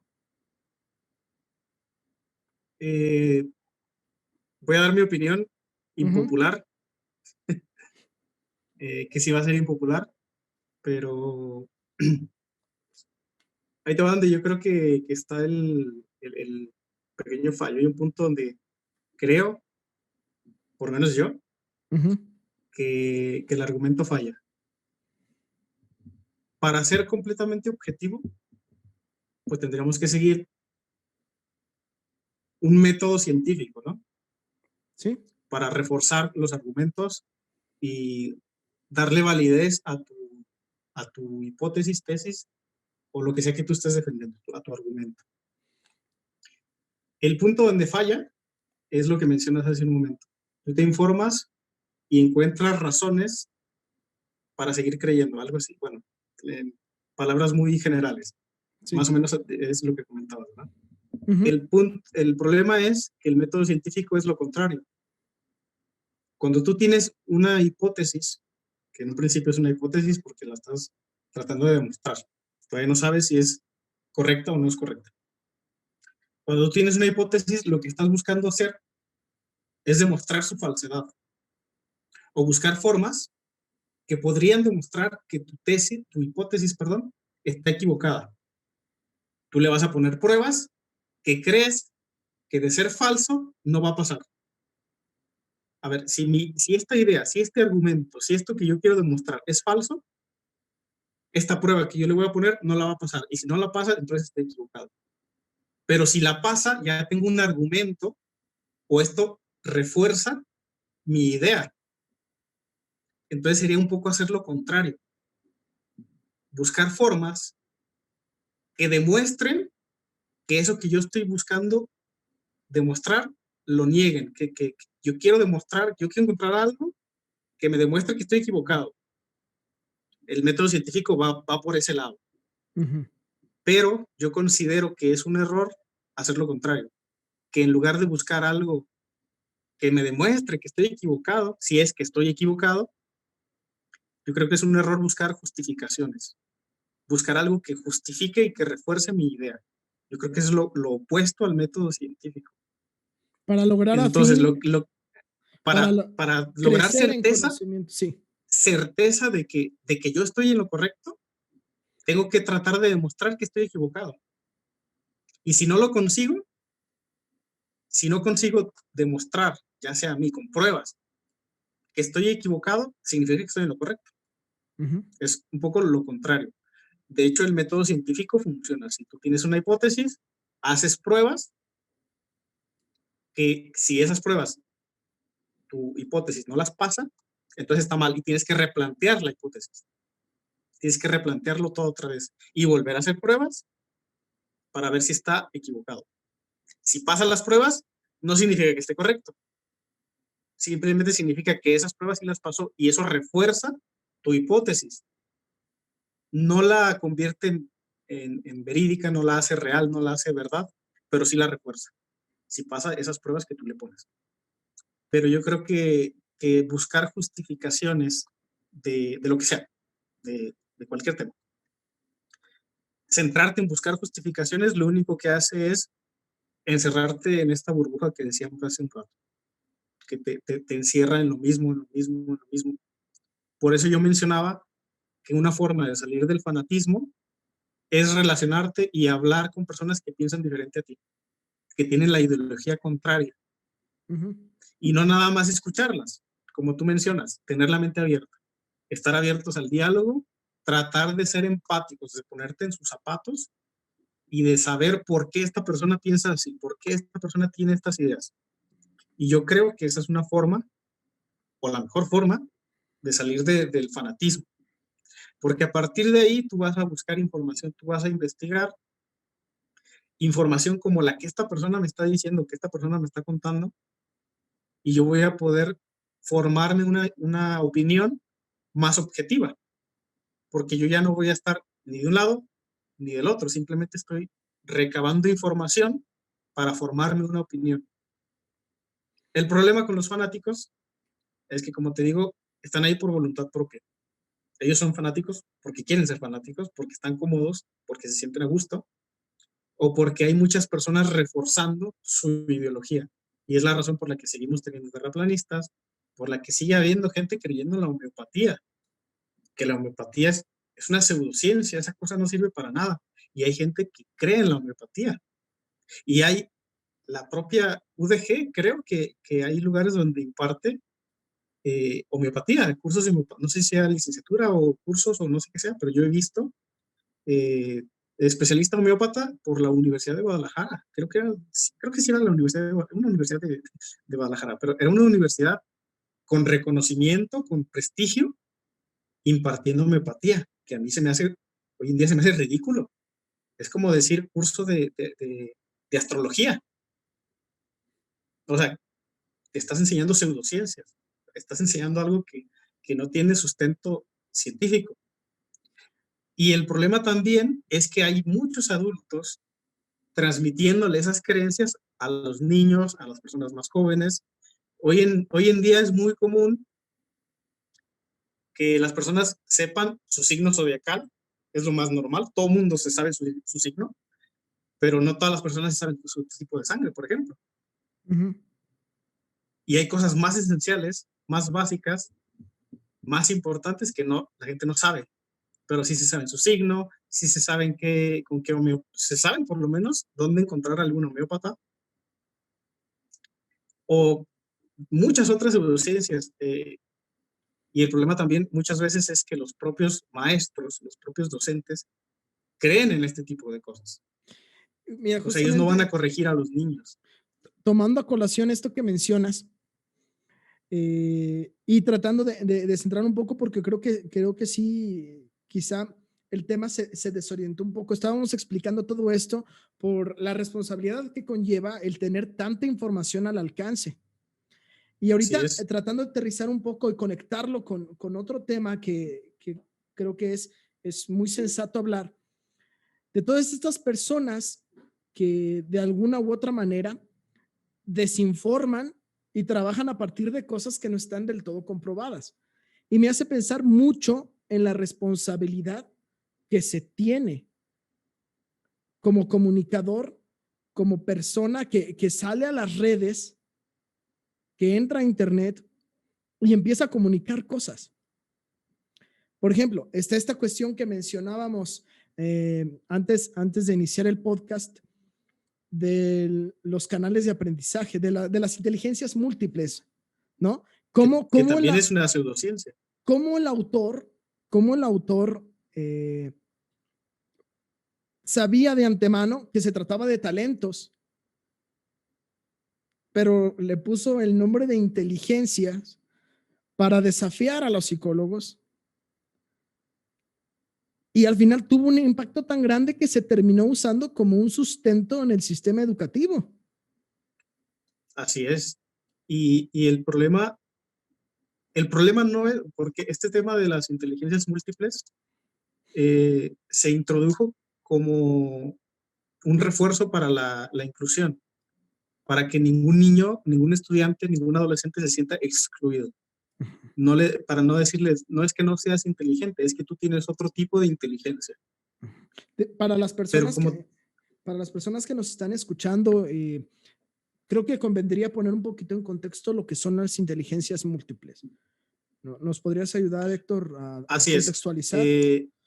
las inteligencias múltiples, probablemente muchos hayan escuchado incluso de la inteligencia emocional, que también entra en esas inteligencias múltiples, Eh, entre otras más, que está la inteligencia musical, está la inteligencia, la que es, no recuerdo el nombre exacto, pero es como para relacionarse, es interpersonal e intrapersonal, uh-huh. que una es cómo te relacionas con los demás y otra cosa es cómo lo haces contigo mismo, que, que en realidad no son inteligencias, se manejan así, pero son más bien talentos o habilidades. El autor, quien hizo esta propuesta, quien propuso esta idea, este concepto, lo llamó inteligencia y él mismo reconoce, o reconoció en su tiempo, que lo hacía para desafiar a los psicólogos. Y en buena parte como para atraer un poco la atención, porque él mismo reconoce que si les hubiera llamado talentos o habilidades, no le hubieran prestado la atención que le estaban dando. Y él buscaba esas dos cosas, desafiar a los psicólogos, que para él tenían como secuestrada la palabra inteligencia, que se sentían dueños de la palabra inteligencia, y otra que era atraer la atención, a causar como un impacto en la sociedad, llamando la atención. Y esto se introduce en el sistema educativo por un tema de inclusión, que es el que mencionaba hace un momento. Este señor se llamaba Howard Gardner. Howard Gardner, sí. Y se introduce en el sistema educativo por un tema de inclusión, para que ningún estudiante se sienta excluido, porque antes se valoraba más a los estudiantes que se consideraban inteligentes, los que tenían mejores calificaciones, los que tenían más conocimiento, que asimilaban mejor los conocimientos, pues mucha gente que creía esto, se tenía esta creencia de que eran los estudiantes que más valían. Obviamente una persona no vale porque tanto puedes aprender en la escuela, pero era la creencia era como la creencia más generalizada. Y por el tema de la inclusión, se introduce este término de inteligencias múltiples para que ahora nadie se sienta excluido. No es que tú no seas inteligente, es que simplemente tienes otro tipo de inteligencia. Tu inteligencia no es las matemáticas, no es la lengua, tu inteligencia es artística, por ejemplo, o tu inteligencia es musical, o tu inteligencia es emocional, que también se maneja el término de inteligencia emocional. El problema con esto es que no tiene una base científica. No es nada que esté demostrado científicamente. De hecho, se ha demostrado lo contrario. Que lo que nosotros conocemos como inteligencia está más relacionado o que engloba más de manera general muchos de estos conceptos en uno solo, que se puede definir simplemente como inteligencia. La inteligencia de toda la vida, la que conocemos desde siempre. Es muy común, por ejemplo, a diferencia de lo que nos presentan en las películas, en las series, que una persona que le va bien en matemáticas, no es raro que le vaya bien en deportes, por ejemplo, porque hasta cierto punto está como relacionado, esa forma de asimilar cosas nuevas, que, que es una de las definiciones de inteligencia, la habilidad que tiene una persona para asimilar nuevos conocimientos. Es porque hay varias definiciones de inteligencia, pero todas van más o menos por lo mismo. Entonces, el tema este de las inteligencias múltiples, lo que a mí me hace ruido es que el sistema educativo se basa mucho en esto, pero como te digo, no tiene una base científica y se ha demostrado de hecho lo contrario. Para mí tiene una buena intención, el tema de la inclusión, para mí está muy bien que quieren hacer que todos los niños, todos los estudiantes, adolescentes o jóvenes, o más jóvenes, perdón, se sientan incluidos, eso está muy bien, eso está excelente. El problema es la forma en la que se está haciendo, que es metiendo un concepto que se considera para muchos una pseudociencia. Y lo mismo aplica con el tema que te había mencionado hace rato de los canales de aprendizaje. Los canales de aprendizaje, pues se supone que cada persona tiene como un canal de aprendizaje. Cada quien aprende, o esto es lo que se maneja con el mito de los canales de aprendizaje, que si tú eres más visual, que si tú eres más auditivo, que si tú eres más kinestésico, que tú aprendes mejor de cierta forma, o que tú aprendes mejor leyendo que escuchando, o que tú aprendes mejor con imágenes que leyendo, o que para ti es mejor que alguien te esté explicando, estar escuchando a la persona, que tener que leer un texto, lo cual es un mito también. No, no está demostrado que las personas aprendan mejor de un canal o de otro, de estos canales que se manejan, que es kinestésico, auditivo y visual. No está demostrado. Y es otra de las cosas en las que se basa el sistema educativo.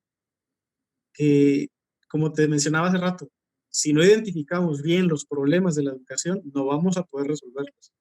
Y el hecho de que se esté basando la educación en conceptos que no están científicamente demostrados, yo creo que es un problema. Y yo creo que es un problema que podría afectar, o está afectando, mejor dicho, la educación en general. Lo que sí está demostrado es que se presente la educación a través de varios canales, que no sea solamente con lectura, o no sea solamente oyendo a través del oído, o que no sea solamente con imágenes o material visual, sino que sea a través de varios canales, que al mismo tiempo que estás viendo una imagen, estás escuchando o estás leyendo. Eso sí funciona, porque estás haciendo llegar la información a través de varias vías. Eso sí que funciona, y funciona para todos en general. Nada de que es que a ciertos alumnos tengo que presentarles un material visual, a otros tengo que presentarles un audio. No, esto funciona igual para todos. Puede funcionar de manera homogénea dentro de un mismo grupo. Retomando un poquito la cuestión de las inteligencias múltiples, hay algo que me genera un poquito de ruido. O sea, se hace actualmente, tiene su utilidad como, como inclusividad, ¿no? Se hace con la intención de esta de generar una inclusión a niños que normalmente se les dificulta, por ejemplo, lo lógico matemático, pero no es reforzarles el hecho, o sea, o no es, por ejemplo, tal vez él no es bueno aprendiendo mediante la lectura,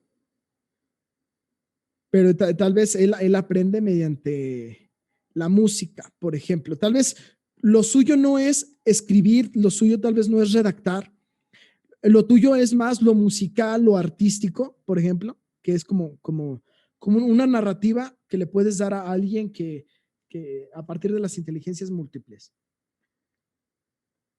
Pero ¿qué pasa si empiezas a alejar a esa persona, a ese niño? Lo enfocas muchísimo en lo musical, pero lo empiezas a desapegar de la escritura, de la lectura. No es algo que a la larga le afecte. Enfocarlo tanto en lo musical y no reforzar, no hacerlo que ejercite las habilidades cognitivas que te ejercitaría la lectura, por ejemplo. A ver, es que ahí, por ejemplo, si hay un niño que tiene talento musical, talento, no inteligencia, talento, Uh -huh. que tiene talento para la música, para los instrumentos. Ese niño tiene que seguir con su proceso normal, igual que todos los niños. Tiene que aprender a leer, a restar, sumar, multiplicar. Tiene que aprender lo que tiene que aprender. Lo de desarrollar su talento musical ya es un extra. O sea, se lleva por separado. Sí, eso se tendría que manejar aparte. Si dentro de la escuela se dan clases de música, pues sí, que le dé duro a la música. Pero si no se dan clases de música en la escuela, que aquí en México es lo más normal, que no se den clases de música dentro de una escuela común y corriente, una escuela pública, pues tendría que desarrollar ese talento aparte. Pero sí se hace la recomendación, por lo menos si el maestro, el docente se da cuenta de que ese niño tiene talento para los instrumentos musicales o para la música en general, sí se le hace la recomendación a los papás. Oiga, su hijo tiene este talento, yo le recomiendo que lo desarrolle, porque puede ser incluso un medio de vida. Podría ser, a lo mejor el niño no llega a ser ingeniero ni médico, pero puede ser un buen músico. Podría incluso llegar a vivir eso si desarrolla ese talento, esa habilidad. Pero eso ya es aparte, o sea, lo que tiene que aprender el niño, lo tiene que aprender igual que todos los demás, lo que te decía, lo que marca el perfil de egreso, eso lo tienen que desarrollar todos. Es como que lo básico. Ya si el niño tiene otro talento, pues eso se desarrolla. Si la escuela no lo imparte, se tiene que desarrollar aparte. Si la escuela lo imparte, en la misma escuela se le tiene que apoyar al mismo tiempo que se desarrollan las otras habilidades. Ujú. O sea, una cosa no está peleada con la otra, puede hacer las dos cosas perfectamente. ¿Ves que hay algún riesgo a futuro o que quizás ya se esté dando el hecho de que el sistema educativo mexicano se base en estas dos posturas que no están científicamente comprobadas? Un riesgo, el riesgos graves no creo que haya, pero lo que yo creo que sí puede hacer es que, pues obviamente que la gente viva engañada, la gente está viviendo con una creencia equivocada. Y cada vez se oye más el término, por ejemplo, el de la inteligencia emocional, que yo creo que es el más popular, pero están distorsionando el término, la palabra inteligencia, le están quitando el significado, porque eso no es inteligencia, eso es un talento. Sí. Eh, y yo creo que el riesgo es que la gente viva con un concepto o con una idea equivocada de lo que es la realidad. La realidad es la que es. Y por ejemplo, para mí no tiene nada de malo que un niño no sea bueno en matemáticas, pero que sea bueno en deportes. No tiene absolutamente nada de malo. A lo mejor las matemáticas simplemente no se le dan.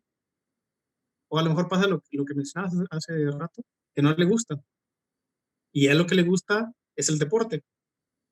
Bueno, pues el niño tiene que estudiar matemáticas igual que todos, tratar de aprender lo que tiene que aprender todos, y si se quiere dedicar al deporte siendo más grande, que se dedique al deporte. Se le apoya para que practique el deporte, pero que no crezca creciendo, por ejemplo, que es otro tipo de inteligencia, porque no lo es. O por lo menos a mí sí me hace mucho ruido eso, porque a mí me gusta llamar las cosas por su nombre, por lo que son. Y yo creo que basar el sistema educativo en algo equivocado sí puede traer consecuencias. En cuanto a ideologías también, porque pueden desarrollar, los niños van a crecer con cierta ideología, pero es una ideología basada en algo que está equivocado. Yo creo que lo más responsable es llamarle a las cosas por su nombre y enseñarle a los niños que no tienen nada de malo. Si no sabes mucho de matemáticas, no pasa nada. Tienes otros talentos, tienes otras habilidades y no pasa nada. Simplemente tu función dentro de la sociedad va a ser otra. Punto. Eso es todo. Y no tiene más valor el que es bueno en matemáticas que el que es bueno en pintura, por ejemplo. Simplemente cumplen roles distintos. Y Y es, yo y, creo que eso es lo que se debería enseñar y no lo otro. y es justamente donde se viene dando toda esta inclusión, a partir de esto que comentas. El hecho de propiciar que tú puedas desarrollar aquello que se te facilita y que puede llegar a ser productivo y que lo desarrolles para que en un futuro puedas desempeñarte adecuadamente bien y que al final de cuentas adquieras un bienestar, cierta calidad vital, ¿no? Que al final de cuentas la escuela termina dándote las herramientas para que tú puedas desarrollarte como un ciudadano y te puedas desarrollar adecuadamente. El problema es muchas veces también los adultos o las personas que creen que, por ejemplo, tiene más valor el niño que saca un 10 en matemáticas que el que saca 10 en educación artística.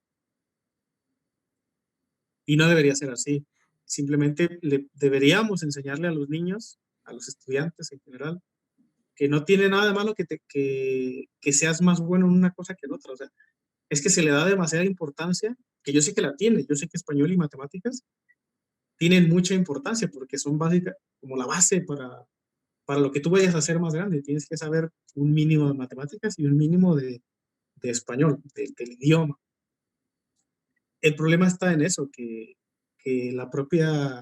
los propios adultos, las personas que se encargan de educar a los niños, de formar a los nuevos ciudadanos, Le dan más importancia a eso que a otras áreas. Y deberíamos hacer lo contrario, deberíamos enseñarle a los niños que vale lo mismo por ejemplo, un médico que un escultor, que o una persona que pinta, o un músico. Y simplemente cumplen roles distintos en la sociedad. No pasa absolutamente nada. Están cumpliendo su rol en la sociedad, están cumpliendo un papel, están aportando algo. Y fíjate Eso sí, que, aspectos diferentes, pero igual de válidos.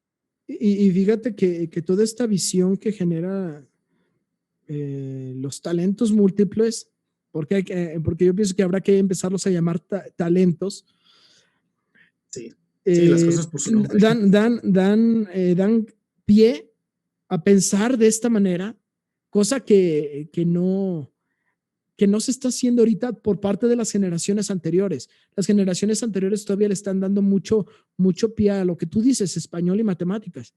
Y creo que el hecho de que el sistema educativo se base en los talentos múltiples fomenta este tipo de ideología que a la larga yo pienso que va a generar un bien. Sí. Lo único que le llamémosle talentos y no pasa nada. Sí, yo pienso Tampoco es que un problema simplemente tan grande. es como reconceptualizar en lo que se está Sí, basando. Sí, yo pienso que es una más, replantearlo. sí, creo que es una cuestión. Replantearlo todo y a lo mejor no llamarle específicamente con esos talentos, porque el propio autor reconoció que su teoría que era anticuada, que no era apta para las épocas modernas y Ujú. que se tendría que replantear. Entonces, ahí está otro detalle, que el sistema educativo se basa en una teoría que es anticuada y que el propio autor reconoció que se tiene que actualizar y se tiene que adaptar a los nuevos tiempos. Sí, sí, Entonces, son muchísimas las carencias que se están teniendo, son muchísimas las problemáticas.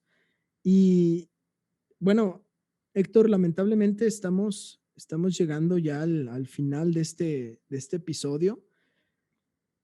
Planteamos el tema principal, las problemáticas de la educación en México. ¿Qué es lo que para ti, a manera de conclusión, se debería de empezar a hacer para mejorar un poquito la situación de la educación mexicana? uf, yo creo que la preparación y capacitación docente ayudaría mucho.